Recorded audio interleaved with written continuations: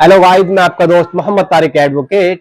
आज की इस वीडियो में मैं आपको बहुत ही इंपॉर्टेंट होने वाली, बहुत ही आपके लिए ये वीडियो आपको लास्ट तक देखनी, क्योंकि इस वीडियो में मैं आपको बताऊंगा कि हाल ही में घटना घटी, बहुत ही असामाजिकता फैलाने वाली ऐसी घटना जिसमें महिलाओं को, पुरुषों क्या मतलब पूरे देश भर में के लिए एक बहुत ही शर्मनाक घटना है। कोलकाता में एक लेडी डॉक्टर्स ट्रेनी होती है, जो ट्रेनी डॉक्टर्स अरबियास का नाम होता है, जो कि जो काम करती है आरके कार मेडिकल कॉलेज और हॉस्पिटल में। इनके जो आरके कार मेडिकल कॉलेज और हॉस्पिटल है, इसमें क्या काम है? इसका काम यह है कि इसमें मरीजों के ट्रीटमेंट के साथ साथ को जो भी डॉक्टरों की जो एजुकेशन, डॉक्टरों को एजुकेशन दी जाती है उच्च स्तर पर, और जो स्टूडेंट वहां पर एजुकेशन प्राप्त करे साथ साथ उनकी ट्रेनिंग भी कराई जाती है RK college medical and hospital के अंदर। और इसमें एक डॉक्टर थी, ट्रेनी डॉक्टर, अरबिया नाम था उसका, जो gas medicine department PG secondary की स्टूडेंट होती है और एजुकेशन के साथ साथ वह प्रैक्टिस भी करती है हॉस्पिटल के अंदर। उसकी जो ड्यूटी होती है वो नाइट शिफ्ट में होती है, नाइट शिफ्ट में अपना काम करती है। और 9 अगस्त की जो रात होती है, वह सबसे पहले जब जैसे ही ड्यूटी पर जाती है अपने पेरेंट्स से फोन पर बात करती है, और बात करने के बाद वह अपने जो भी पेशेंट है रात को उनकी ट्रीटमेंट के लिए जाती है, देखती है। उसके बाद वह रात के तक लगभग 2 बजे अपने जो साथी होते हैं, जो अदर डॉक्टर्स, उनके साथ चाय पीती है, थोड़ा खाना खाती है। उसके बाद रात के 3 बजे लगभग इसी हॉस्पिटल में एक सेमिनार हॉल था, वहां पर आराम करने के लिए चली जाती है। अब ये जिसने इस वारदात को अंजाम दिया, इसका ये नहीं पता कि ये अकेला संजय रॉय इसका नाम है, जो रहने वाला ये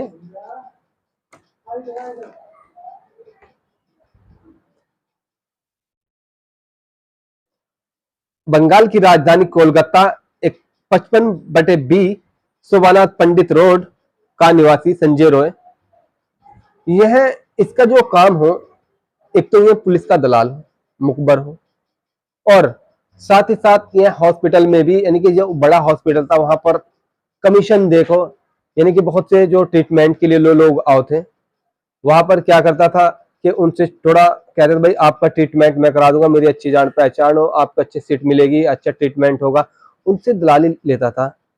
और साथ ही साथ यह पुलिस का भी मुखबर था, और पुलिस की ही एक जो टी शर्ट पहनता था जिस पर लिखा होता कोलकाता पुलिस। सब लोग मतलब हाव भाव से इसकी जो पर्सनैलिटी थी देखकर सबको यही लगता था कि हाँ भाई ये बंदा पुलिस में। और उसी दिन, यानी कि दिन के समय, ये आया किसी मरीज को लेकर हॉस्पिटल में, यानी कि 8 तारीख को, और उसके किसी परिचित को लेकर ये आया, क्योंकि इसका तो काम था, कोई इसका परिचित हो या ना हो, क्योंकि ये दलाली करता था, पैसे लेता था लोगों से कि तुम्हारा ट्रीटमेंट कराऊंगा, अच्छा ट्रीटमेंट कराऊंगा, और साथ ही साथ यह मुखबरी भी करता था, यानी कि पुलिस में इसकी बहुत अच्छी पकड़ थी, बहुत राजनीतिक व्यक्ति था। और साथ ही साथ इसकी जो हॉस्पिटल के जितने भी स्टाफ थे, मतलब जो उनके साथ भी इसकी अच्छी जान पहचान।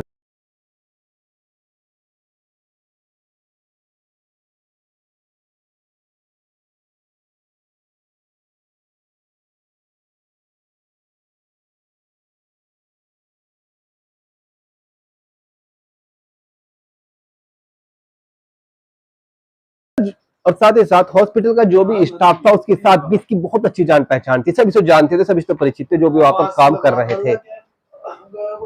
इसीलिए यह किसी हॉस्पिटल में किसी भी पार्ट में, यानी कि first floor, second floor, third floor, fourth floor पर बिल्कुल बिना किसी उसके आता जाता रहता था, क्योंकि यह वहां का बासिंदा था, उसका, ठीक है, वहीं का रहने वाला था, इसलिए इसकी अच्छी जान पहचान थी। और उस रात को इसने क्या किया, ये रात को अपने किसी 8-9 बजे के पेट में आया किसी के पास मिलने, किसी मरीज से, और उसके बाद यह फिर रात को दोबारा 1 बजे किसी मरीज से मिलने के लिए आया। और इसकी जो खास बात थी, यह जो था बहुत ही गंदी प्रकृति का नेचर का लड़का था। लड़का मतलब बहुत ही गंदी प्रकृति का, क्योंकि ये क्या करता था, इसने 4 वाइफ, इसने 4 शादियां की थी, और 4 शादियां का इसने क्या किया, मतलब 3 को उसने तलाक दे दी, चौथी रोज के अपने घर बैठी थी। क्यों? क्योंकि ये रात को पोर्न फिल्म देखता था, पोर्न मूवी, गंदी पिक्चरें देखता था। और जैसी गंदी पिक्चरों में मतलब जो ये सीन देखता था, वह सीन अपने माइंड में क्रिएट कर लेता था कि तुझे भी लड़की के साथ ऐसा ही करना है। और इसने अपनी 3 वाइफों के साथ ऐसा ही किया होगा, ऐसा ही किया होगा। इसलिए उन्होंने मतलब जो भी क्रिएट कर लेता था कि फोन वीडियो में इस तरीके से सेक्स होता है, ये होता है, वो होता है, मुझे भी इस तरीके से ही करना। और ये क्या करता है, ये लड़कियों के साथ ऐसा ही वो करता है। इसीलिए इसकी 3 वाइफ इसे डिवोर्स देकर चली गई थी, तलाक दे दिया था, और साथ में इसकी जो चौथी वाइफ थी वो भी अपने घर पर बैठी थी। लेकिन ये उस रात, यानी कि जो लेडी डॉक्टर थी, अब ये 8 या 9 अगस्त की रात को वह अपने चाय पीकर अपने दोस्तों के साथ, फिर बाद में जो मरीज थे उनको देखकर, उसके बाद में अपनी जो सेमिनार हॉल बना रखा था, यानी कि आराम करने के लिए, एक जो भी डॉक्टर थे उनके लिए, तो वहां पर जाकर यहाँ पड़ जाती है। उसके बाद ये जो संजय रॉय है, यह रात के, इसकी मतलब ये थोड़ा बॉक्सिंग वगैरह भी इससे आती थी, और यह आता है 3 बजे के लगभग। और 3 बजे के लगभग इसने क्या किया, 3-4 बजे के लगभग ये आको 3 साढ़े 3 बजे की यह उस सेमिनार हॉल में जाता है, जिसका सीसीटीवी फुटेज भी है। और उसके बाद यह 45 मिनट तक उसमें रहता है, और 45 मिनट के बाद यह वापस आता है और जाकर पुलिस बटालियन के यहाँ पर, यानी कि इसकी पुलिस में बहुत अच्छी पकड़ थी, बहुत बढ़िया होती, जाकर वहां पर यह सो जाता है। उसके बाद जैसे ही जो सफाई कर्मचारी वो आता है, सफाई कर्मचारी जैसे ही आया, आने के बाद इसने क्या किया कि उन्होंने देखा कि भाई डेड बॉडी पड़ी, उसके मुंह पर मतलब आंखों से खून चल रहा, मुंह से खून चल रहा, और उसके जो मतलब आखिरी नगन अवस्था में हुआ। उसने तुरंत मतलब वह चिल्लाया, घबरा गया, उसने स्टाफ को बुलाया, और स्टाफ में जितने भी डॉक्टर थे जो वहां पर काम करते, बहुत सी भीड़ इकट्ठा होगी। और इकट्ठा होने के बाद जो उसका प्रिंसिपल था, कॉलेज का प्रिंसिपल, और तभी और भी बहुत से जो कॉलेज के अध्यक्ष वगैरह जो भी थे कि भाई आपके यहाँ पर मर्डर हो गया। इन्होंने सोचा कि भाई अगर यह हाईलाइट हो गया तो आपकी बहुत बड़ी बदनामी होगी, आपकी बहुत बड़ी बदनामी होगी, किसी को पता लग गया तो ना तो कोई आपके यहाँ ट्रीटमेंट कराने आएगा, और साथ ही साथ यहाँ पर न्यू एडमिशन भी नहीं होगी, जिससे आपके हॉस्पिटल का बहुत ही, यानी कि आरजे कार मेडिकल कॉलेज और हॉस्पिटल का बहुत ही बदनामी होगी। इसलिए मैंने सोचा कि इस बात को हाइड ना करके छिपाया जाए। इन्होंने तभी स्टाफ के मेंबर ने इनके जो माता पिता होते हैं, माता पिता पर फोन किया, फोन करके यह बताया कि इसके माता पिता पर फोन किया, फोन करके बताया कि भाई आपकी लड़की की जो तबीयत बहुत खराब हो, और तबीयत खराब होने के कारण इन्होंने क्या हुआ कि पहले तो फोन करके बताया कि आपकी लड़की की बहुत ज्यादा तबीयत खराब हो, और बाद में फिर इन्होंने कॉल किया, क्योंकि हड़बड़ा गए थे कि क्या करना चाहिए क्या ना करना चाहिए। ऐसी सिचुएशन में इन्होंने क्या किया कि बता दिया कि आपकी लड़की ने मतलब जीवन समाप्त कर लिया, यानी कि आत्महत्या कर ली। आत्महत्या की बात सुनते सार इसकी जो माता थे, पिता थे, उनके पांव के नीचे की जमीन निकल गई, और उन्होंने कुछ नहीं सोचा, और तुरंत वह हॉस्पिटल में आ गए। हॉस्पिटल में आते ही सार किसी स्टाफ मेंबर ने, किसी ने उनके साथ कोई बात नहीं की, इनका कहा, इतना कहा सिर्फ आप बैठ जाओ। 2-3 घंटों बाद डॉक्टर अपना आप में खुसुर फुसुर करते रहे, मतलब जो थे बड़े। उसके बाद जो भी था अपना खुसुर एक मतलब, यानी कि एक बंदा आता है उनके पास, और आने के बाद उसने इनके माता पेरेंट्स से कहा, भाई एक काम कर लो, आप केस को रफा दफा कर को सेटलमेंट कर लो, कुछ पैसे पूसे ले लो। उन्हें लालच दिया गया कि भाई आपकी लड़की के साथ ऐसा ऐसा मतलब हो गया, वहां से ऐसा हादसा हो गया, पता नहीं किसने इसकी हत्या कर दी, और आप रफा दफा कर लो, आप इतने पैसे ले लो, ये ले लो, और इससे रफा दफा कर लो मसले को, किसी को पता भी नहीं चलना चाहिए। और उसके बाद उन्होंने उसके जो भी उसके हॉस्पिटल के जो भी अदर स्टाफ था, मतलब डॉक्टर, उनके माइंड में कुछ नहीं चल रहा था कि भाई आपके स्टाफ मेंबर के साथ ऐसा हो गया। उन्हें बहुत दुख था इस बात का कि भाई स्टाफ मेंबर के साथ ऐसा हो गया। तो उन्होंने अब क्या किया, उसके जो उन्होंने क्या किया कि भाई इस खबर को अगर ये इसे ही कहीं रफा दफा हो गया कि लड़की को इंसाफ नहीं मिलेगा, उन्होंने क्या किया कि प्रोटेस्ट करना स्टार्ट कर दिया मेंबर ने, और इस खबर को सोशल मीडिया यानी कि व्हाट्सएप के जरिए, फेसबुक के जरिए फैलाना स्टार्ट कर दिया। उधर इसके माता पिता पुलिस के पास गया, लेकिन जो हॉस्पिटल था ये बहुत ही राजनीतिक व्यक्ति, बहुत ही इसकी बहुत अच्छी पकड़ हो पुलिस के में, तो इसलिए इनकी कोई भी एफआईआर दर्ज पुलिस पे नहीं हुई और ना ही कोई जांच की गई। उसके बाद इन्होंने एकदम, इसके माता पिता ने हाई कोर्ट में याचिका दायर की, कोलकाता हाई कोर्ट में याचिका दायर की। उधर स्टूडेंट थे जो भी थे, इसके स्टाफ मेंबर, उन्होंने प्रोटेस्ट करना स्टार्ट कर दिया था और सोशल मीडिया पर इस खबर को फैलाना स्टार्ट कर दिया था।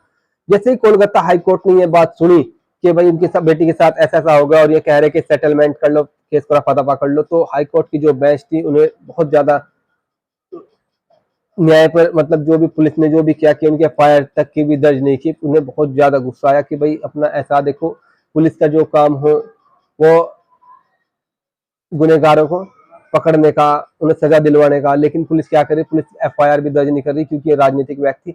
ऐसी सिचुएशन में उन्होंने कहा कि भाई आपको पुलिस से कहा कि भाई पुलिस, जिस टाइम ये मतलब हाईलाइट हो गया बहुत ज्यादा, तो पुलिस ने मजबूरी में मुकदमा दर्ज कर लिया, लेकिन फिर भी हाई कोर्ट ने कहा कि ऐसा आप इस मुकदमे की जांच नहीं करेंगे, आप इस मुकदमे की जांच नहीं करेंगे, इसकी जांच सीबीआई करेगी। क्योंकि जो अस्पताल वाले थे, यानी कि जो अस्पताल का, जो कॉलेज का जो प्रिंसिपल था, उसने क्या किया, भाई ये तो मेरी बच्ची जैसी, और अपना ऐसा मैं इस कॉलेज से ही इस्तीफा दे रहा। और यानी कि एक 24 घंटे में नहीं गुजरे थे कि मतलब उसके ही हॉस्पिटल मेंबर ने, मतलब जो बड़े उच्च अधिकारी थे, उन्होंने क्या किया, उसे 24 घंटे के अंदर ही किसी दूसरे हॉस्पिटल का उसे प्रिंसिपल बना दिया। यानी कि 24 घंटे में नहीं गुजरे थे इस्तीफा दिए हुए कि इसे दूसरे हॉस्पिटल का प्रिंसिपल बना दिया, इतनी जल्दी। और साथ ही साथ जहां जिस सेमिनार हॉल में, यानी कि इन्होंने क्या किया, जो भी था हॉस्पिटल के जो कर्मचारी, इन्होंने क्या किया, जो भी क्राइम सीन था, यानी कि जिस कमरे में, जिस सेमिनार में ये वारदात हुई थी, उसको बिगाड़ दिया, सारे एविडेंस खत्म कर दिए कि इस तो भाई कोई एविडेंस ना मिलो, ठीक हो। और फिर मसला यही, तो सबसे बड़ा मसला यही कि सीबीआई दोबारा जांच की गई कि भाई किसने किया, किसने नहीं किया। तो उसके बाद सीबीआई को इसके क्या मिला, उसके बाद एक ब्लूटूथ मिली कान में लगाने की, और उसे अगर देखा, मैच किया गया, तो वह मिली थी संजय रॉय के मोबाइल से, उसके जो था कनेक्ट थी, मतलब। उसके बाद सीबीआई ने खैर इस केस को खंगाड़ा, और खंगाड़ने के बाद संजय रॉय की अरेस्टिंग हो गई। अरेस्टिंग होने के बाद संजय रॉय पकड़ा गया, क्योंकि संजय रॉय उसी रात को जाकर पुलिस बटालियन में पड़ गया था। जब मैं सुबह आया हबड़ दबड़ में, मतलब वो बहुत बड़ा वो हो गया। उसके बाद उसने कपड़े तो चेंज कर लिए, लेकिन अपने शूज थे, शूज चेंज नहीं करे, शूज पे खून के धब्बे लग रहे थे, इसके जूते पे। अब वो पकड़ के आगे उसने अरेस्टिंग दे दी। लेकिन मुद्दा ये नहीं है, मुद्दा ये है कि क्या यह वारदात के लिए संजय रॉय ने की इसके साथ? क्योंकि लड़की की जब मेडिकल रिपोर्ट आई, मेडिकल रिपोर्ट में उसकी आंखों में से खून था। बताया गया कि इसने चश्मा पहनती थी जिस टाइम इसने इसके मुंह पे पंच किया होगा, इसका मुंह दीवार मारा होगा, आंखों में जो चश्मे के जो शीशे थे उसके आंखों बढ़ गए, लेकिन आंखों में खून था। उसकी गर्दन की हड्डी टूटी हुई थी, बायां पैर टूटा हुआ था, और उसकी बॉडी पर बहुत ज्यादा निशान थे चोटों के। और साथ ही साथ की जो प्राइवेट पार्ट में सीमन था, मतलब 151 ml। तो डॉक्टर की जो एक्सपर्ट डॉक्टर, उन्होंने बताया कि 151 ml किसी एक अकेले का नहीं हो सकता। सबसे बड़ा मुद्दा यह है कि इस वारदात को अंजाम अकेले एक व्यक्ति ने दिया या कितनों ने दिया। और साथ ही साथ इसमें जो हॉस्पिटल का जो मसला ये है कि जो बंदे वहां पर प्रोटेस्ट कर रहे थे, प्रोटेस्ट करने वाले के ऊपर, यानी कि रात के समय क्या आते हैं, 40-45 बंदे आते हैं, लठ लेकर, बड़े बड़े डंडे लेकर, लाठियां लेकर, जो प्रोटेस्ट कर रहे थे, लड़कियां, मतलब जस्टिस दिलाने के लिए ट्रेनी डॉक्टर को, उस पर उन पर लाठीचार्ज किया गया, और साथ ही साथ पुलिस पर भी पथराव किया गया। और पथराव करने के बाद वह वहां से भाग गया, जिससे ये प्रोटेस्ट ना हो। और इसका रिजल्ट यह आया कि अब यह सनसनी पूरे हिंदुस्तान में फैल गई थी। और साथ ही साथ अब हिंदुस्तान की जितने भी राज्य है, 29 राज्यों में जितने भी डॉक्टर ने, सबने कार्य करने से बहिष्कार कर दिया। सबने क्या किया कि हम कोई कार्य नहीं करेंगे, बहिष्कार कर दिया जब तक के उस यानी कि ट्रेनी डॉक्टर को इंसाफ नहीं मिलेगा। अब जितने भी डॉक्टर हैं हिंदुस्तान के अंदर हड़ताल में बैठे हुए, ऐसी सिचुएशन में भाई देखो, हर मतलब डॉक्टर के बगैर तो खैर काम चल नहीं सकता, मरीजों का किसी का भी नहीं काम चल सकता, क्योंकि भाई डॉक्टर को तो ये माना गया कि भाई वह दूसरा जीवन दान दे किसी भी व्यक्ति को, ठीक है, जो बीमार पड़ जाए वो हो जाए, यानी कि जब डॉक्टर के पास जाओ, डॉक्टर ट्रीटमेंट को दूसरे जीवन दे। अगर डॉक्टर, महिला डॉक्टर ही सुरक्षित नहीं तो फिर क्या महिला सुरक्षित होगी? यह यानी कि यह चीज सरकार को देखनी चाहिए। और एक उत्तराखंड में भी ऐसी ही घटना घटी कि कोई डॉक्टर जो नर्स थी अपने 8 बजे अपने हॉस्पिटल से आती, किसी व्यक्ति ने ठाकुर से उसकी स्कूटरी पे मतलब उसके साथ गलत वो किया, रेप करके उसकी लाश को झाड़ियों में फेंक दिया। उसकी 11 साल की मासूम बच्ची।